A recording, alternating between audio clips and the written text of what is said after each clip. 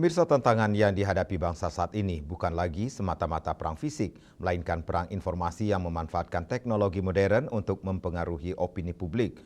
Untuk itu, media memiliki tanggung jawab besar tidak hanya sebagai penyampai informasi, tetapi sebagai benteng pertahanan informasi dalam menjaga kondusivitas serta memperkuat persatuan bangsa.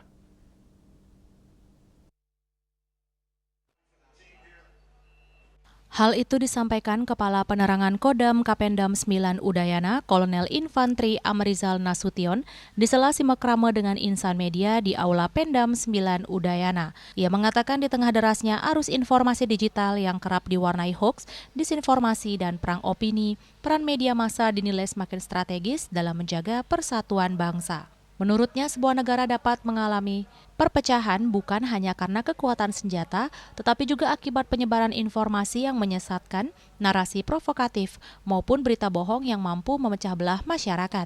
Kapendam mengingatkan bahwa sejarah telah menunjukkan bagaimana politik adu domba atau divide et impera pernah digunakan penjajah untuk melemahkan bangsa Indonesia.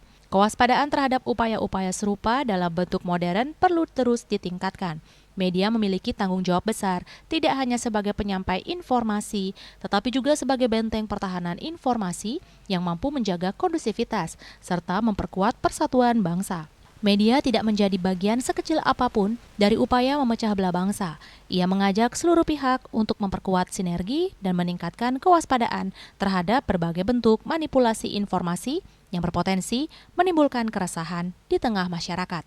Dengan era sekarang ini, zaman digitalisasi, ya kita sama-sama berharap bisa bekerja sama memberikan informasi yang akurat, yang cepat, sehingga dan bisa mengedukasi masyarakat sehingga tidak ada informasi yang salah dan informasi yang membuat memecah belah bangsa ini.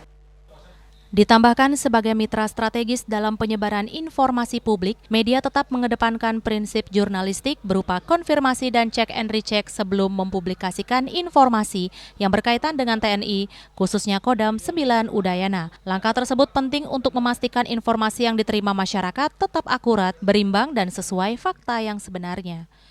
Rai dan Kadek Putra, Bali TV.